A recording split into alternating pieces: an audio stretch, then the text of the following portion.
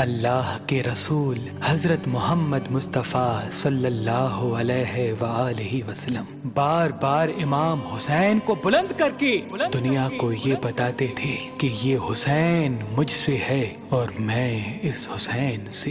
اے لوگو، اگر اس حسین پہ کوئی مشکل وقت آ جائے اور یہ تم سے مدد طلب کرے تو اس کا ساتھ دینا، کیونکہ یہ جنت کے جوانوں کا سردار ہے، میرا خون ہے، میری اولاد ہے۔ لیکن افسوس، ابھی رسول اللہ کی رحلت کو تھوڑا وقت ہی گزرا تھا کہ کربلا کے میدان میں ایک طرف 9 لاکھ کا مجمع تھا تو دوسری طرف وہ حسین جس کو اللہ کے رسول اپنے کندھوں پہ سوار کرتے تھے۔ امام حسین علیہ السلام اپنے نانا کی امت سے بار بار کہتے رہے کہ کیوں میرا رستہ روکا ہے؟ اے لوگو، پہچانو، میں تمہارے نبی کا نواسا ہوں۔ کیوں 3 دن سے میرے بچوں کو پیاسا رکھا ہے؟ کیوں میرے عزیز و اقارب کو شہید کیا ہے؟ بتاؤ، کیا میں نے رسول اللہ کی شریعت میں ترامیم کی ہے؟ کسی انسان کا حق کھایا ہے؟ کسی انسان پہ ظلم کیا ہے؟ اتنے میں فوج یزید ایک آواز میں کہنے لگی، اے حسین، ہم سب تجھے تیرے بابا علی کے بغض میں قتل کر رہے ہیں تاکہ یزید ہماری جھولیاں دولت سے بھر دے۔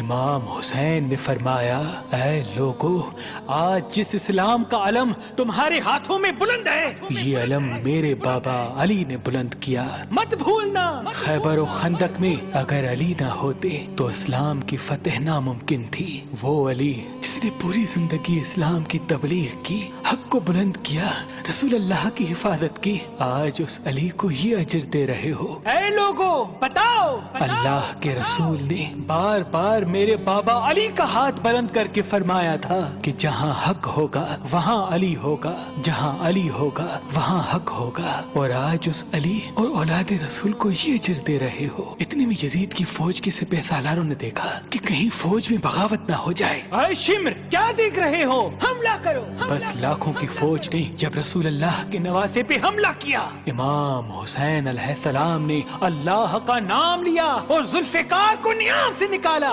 تاریخ گواہ ہے، ایک طرف لاکھوں کا مجمع اور ایک طرف 3 دن کا بھوکا پیاسا حسین ابن علی۔ زمین پہ اس طرح کی جنگ پہلے کبھی نہیں دیکھی تھی کہ ایک تنہا انسان لاکھوں کے مجمع کو اس طرح سے فنار کر رہا ہے کہ فوج اشکیا واپس پلٹ کے بھاگنے لگی۔ امام حسین فوج یزید سے مخاطب ہو کے فرماتے ہیں، آؤ، 3 دن کے بھوکے کی جنگ دیکھو، 3 دن کے پیاسے کی جنگ دیکھو، رسول کے اس نواسے کی جنگ دیکھو، اس کی جنگ دیکھو جس کا جوان بھائی مارا گیا، جس کے جوان بیٹے کو نظروں کے سامنے قتل کیا گیا، جس نے اپنے ہی ہاتھوں سے اپنے بچے کی قبر بنائی۔ امام حسین شیر کی طرح فوج یزید سے لڑ رہے ہیں۔ اتنے میں آواز غیب آتی ہے، حسین، تیرا اللہ تجھ سے راضی ہوا۔ بس اس صدا کا سننا تھا، امام حسین علیہ السلام نے اپنے ذوالفقار کو تھام لیا۔